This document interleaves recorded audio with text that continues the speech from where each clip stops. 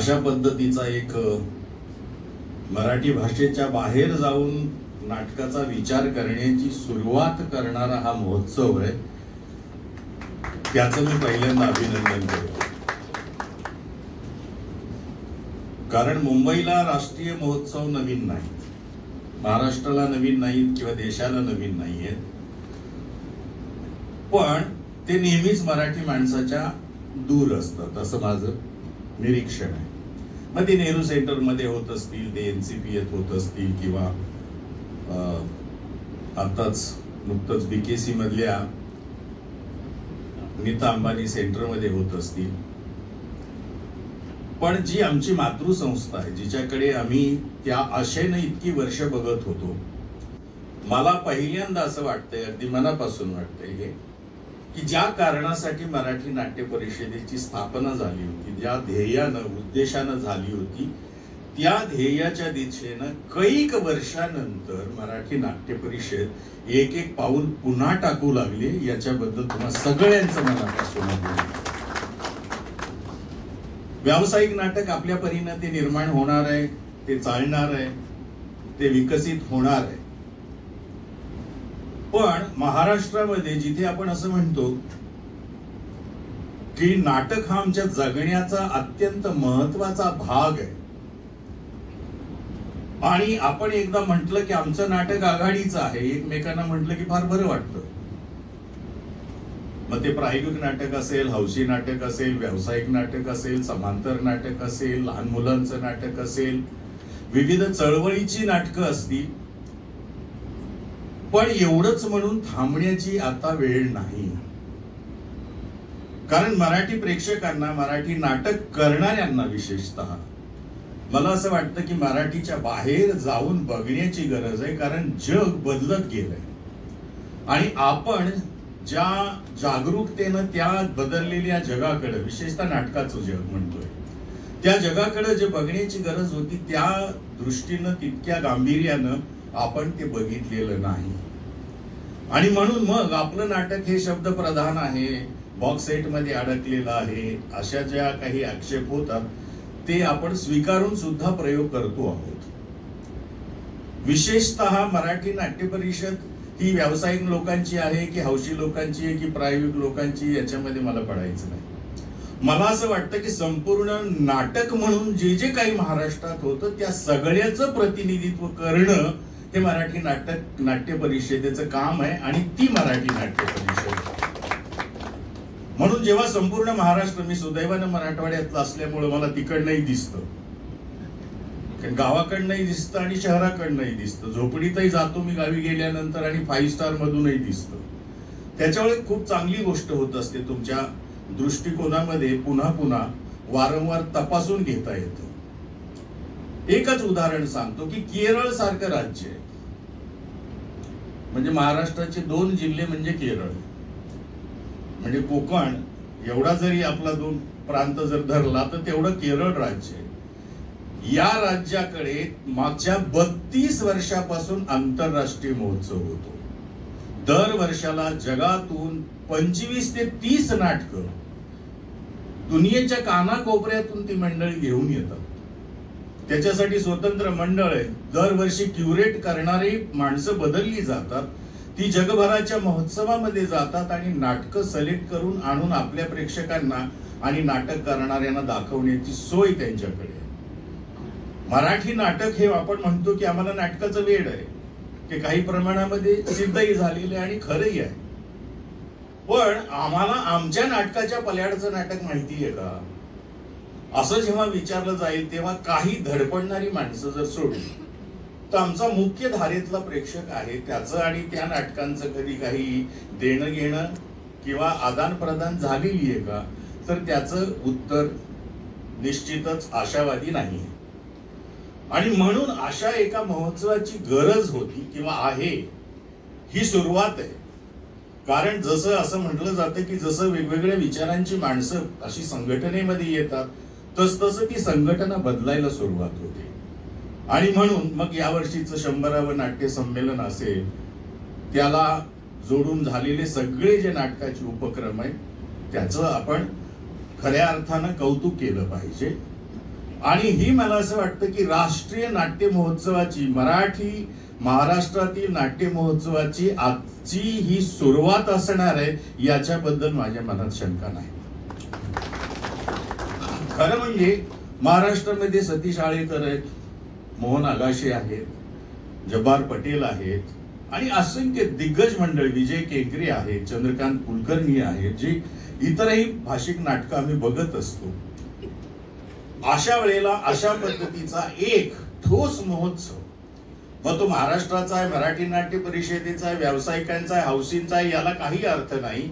पण आमच्या घराबाहेरचं नाटक आम्हाला बघता आलं पाहिजे आणि आम्हाला तुलना करून बघितलं पाहिजे की नेमके ते कुठे आहेत आणि आम्ही कुठे आहोत.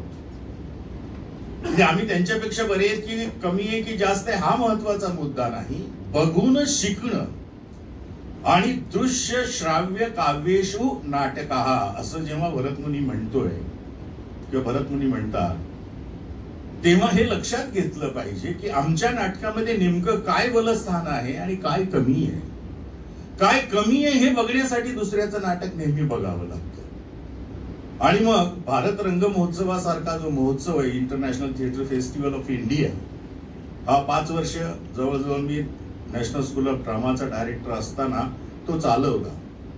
आणि माझ्या असं लक्षात आलं की तरीही भारतीय नाटक जे आहे ते जगाच्या उंबरठ्यावर नाहीच आहे.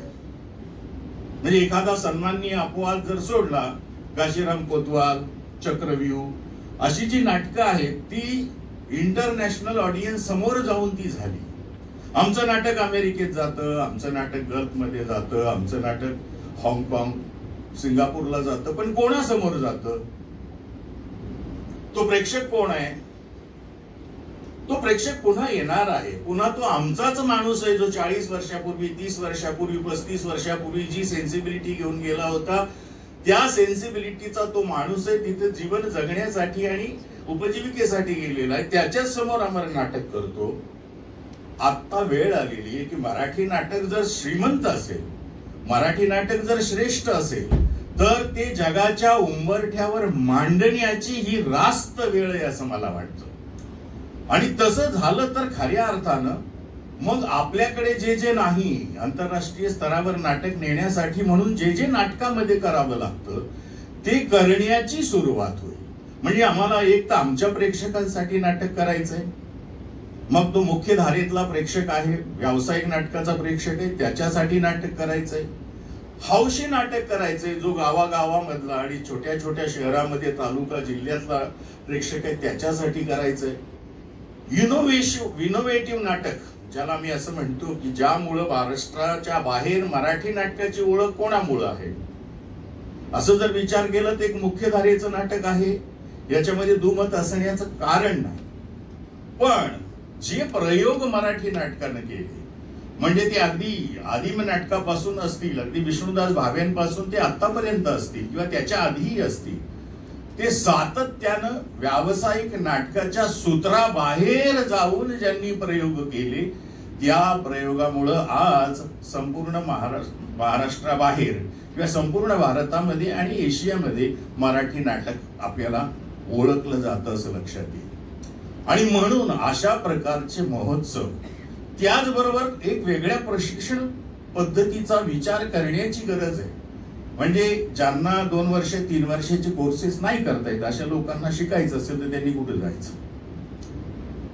नवीन नवीन जे एक्सपर्ट्स आहेत भारतामध्ये ते बोलावून त्यांनी जे संचित मिळवलंय, जे प्रयोग करून एक त्यांची साधनं आहेत, त्यांचं चिंतन आहे, त्यांची प्रॅक्टिस आहे, त्यांची प्रक्रिया आहे, ती प्रक्रिया नवीन थिएटर करणाऱ्या माणसासमोर मांडण्याची गरज आहे.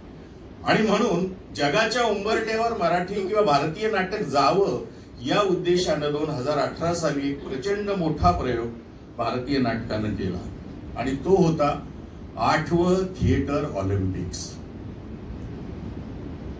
पूर्वी जेव्हा ऑलिम्पिक सुरू झालं तेव्हा फक्त स्पोर्ट्स एवढाच त्याच्यामध्ये भाग नव्हता. खेळाबरोबर नाटक होतं, संगीत होतं, नृत्य होतं, साहित्य होतं, सगळंच होतं. पण नेहमीप्रमाणेच जो पुढे टॉर्च बेअरर असतो, पळणारा असतो, तो हायजॅक करतो गोष्टी. तसं स्पोर्ट्सवाल्यांनी ऑलिम्पिक्स हायजॅक केलं आणि हे बाकीचे मागेच राहिले. कारण यांना धावायची सवय नव्हती. मग असं एक 30 वर्षापूर्वी 35 वर्षापूर्वी नाटकवाल्यांच्या काही एक इंटरनॅशनल डिरेक्टर भेटले. त्यांच्या लक्षात आलं की अरे आपण ह्या शर्यतीत होतो आणि आपण आमच्या बाहेर फेकलो गेलोय. आपण आता ह्या ट्रेनच्या बोगीच्या बाहेर आहोत, तर आपण कशाला त्या बोगीच्या मागे धावायचं, आपण आपली बोगी तयार करूया. म्हणून त्यांनी थिएटर ऑलिम्पिक्सची सुरुवात केली. नव्यानं 15-20 डायरेक्टर एकत्र आले आणि पहिलं ऑलिम्पिक्स पुन्हा ग्रीसमध्ये झालं, जिथं थिएटरची सुरुवात झाली होती. त्याच थिएटरमध्ये त्या ऑलिम्पिक्सची सुरुवात झाली. मग ते चायनामध्ये झालं, अमेरिकेत झालं, कॅनडामध्ये झालं, अनेक ठिकाणी झालं, जपान, चायना, इकडे तिकडे. आमच्या असं लक्षात आलं मी डायरेक्टर असताना की हे ऑलिम्पिक्स आपण भारतामध्ये आणलं पाहिजे. आणि आम्ही 2-2.5 वर्ष प्रयत्न केला आणि सुदैवानं 2018 साली ते ऑलिम्पिक, थिएटर ऑलिम्पिक भारतामध्ये आयोजित करण्याची आम्हाला परवानगी मिळाली. सरकारनं त्याला पाठिंबा दिला, केंद्र शासनानं, आणि नॅशनल स्कूल ऑफ ड्रामाला ती जिम्मेदारी दिली. आमचं एवढंच म्हणणं होतं की भारत देश गरीब आहे, गरीब आहे, गरीब आहे, हे आपण सतत किती वर्ष म्हणायचं. हा, पैशानं गरीब असू आम्ही, पण कल्पनेनं गरीबी नाही. कल्पना श्रीमंती, मला वाटतं भारतीय संस्कृतीपेक्षा जगातल्या कुठल्याही समाजाकडे एवढी श्रीमंती नाहीये. आणि म्हणून ही श्रीमंती आपल्याला जगाच्या उंबरठ्यावर मांडता आली पाहिजे. आणि म्हणून ते जेव्हा सरकारने आम्हाला मान्यता दिली, त्यानंतर आम्ही ते ऑलिम्पिक्स एकाच वेळी 17 शहरांमध्ये केलं. जम्मू काश्मीर पासून ते त्रिवेंद्रम पर्यंत, मणिपूर आणि गुवाहाटी पासून ते अहमदाबाद पर्यंत, मुंबई हा त्याचा टप्पा होता. इथे 30 नाटक प्रयोग केले आम्ही. 15 रवींद्र नाट्य मंदिर मध्ये आणि 15 नेहरू सेंटर मध्ये, आणि जगभरातली नाटकं होती याच्यामध्ये. तर साधारण त्या 51 दिवसामध्ये 17 शहरांमध्ये 26,000 कलावंत 32 देशाचे, आणि साऊथचे नॉर्थला, नॉर्थचे साऊथला, ईस्टचे वेस्टला, वेस्टचे ईस्टला, जवळ आदान प्रदान नको, दूर दूर पाठवूया आपण आपल्याच नाट्य संचांना, असं म्हणून ते सगळे नाटक केलं गेलं. 125 दिग्गज दिग्दर्शकांना आमंत्रित केलं गेलं सन्मानानं की तुमचं बेस्ट प्रोडक्शन घेऊन तुम्ही या. म्हणजे अगदी विजया मेहता पासून, जब्बार पटेलांपासून ते अगदी हबीब तन्वीरांपर्यंत सगळ्यांना, जे कोणी असती 125 दिग्दर्शकापैकी 105 दिग्दर्शक आपली नाटकं सादर करू शकले. आणि जे करू शकले नाही त्यांना लिव्हिंग लिजेंड सिरीज मध्ये त्यांचे इंटरव्ह्यू केले की जेणेकरून त्यांच्याबद्दल लोकांना कळावं, त्यांनी काय नाटक केलंय, कसं साधलंय, कुठल्या प्रकारची नाटकं केली. आणि हा मिळून एकूण घाट जो घातला गेला, याच्यामध्ये 450 मेन थिएटरचे प्रयोग, 300 युथ फोरमचे प्रयोग, म्हणजे सगळे युवक त्याला जोडले गेले, सिलेक्टेड 300 प्रयोग, आणि फोक, ट्रेडिशनल, आदिवासी आणि जे स्ट्रीट प्ले होतात त्यातले 700 प्रयोग, असे मिळून 1,500 प्रयोग 51 दिवसामध्ये 17 शहरामध्ये करण्याचा रेकॉर्ड हा इंडियानं केलेला आहे. आणि तो जगातील नाटकाच्या इतिहासातील सर्वात मोठा प्रयोग म्हणून मानला गेला. आणि सुदैवानं त्याचं नेतृत्व मराठी माणसाकडे होतं, जो तुमच्याशी बोलतोय. तर त्याच्यामुळे ही जी स्वप्न बघू लागलेली माणसं आहेत, या स्वप्नांच्या मागे उभं राहण्याची गरज आहे. ते कमी जास्त थोडं असं डावं उजवं असं आपण म्हणत राहतो, पण मराठी माणसं आहे, सहजासहजी एकमेकांचं कौतुक करतच नाही. चांगलं होत असेल तिथे जोरात म्हणावं की चांगलं होतंय, पण जरा अजून असं केलंच की जास्त चांगलं होईल. तर त्याच्यामुळं मराठी नाट्य परिषदेचं मी मनापासून अभिनंदन करतो. ही सगळीच जी माणसं आहेत जोमाची माणसं आहेत, आणि ह्यांनी जर ठरवलं तर संपूर्ण विश्व मराठी माणसाच्या दारात आणू शकतात. त्याच्यासाठी मनापासून शुभेच्छा देतो आणि माझे 2 शब्द संपवतो. धन्यवाद.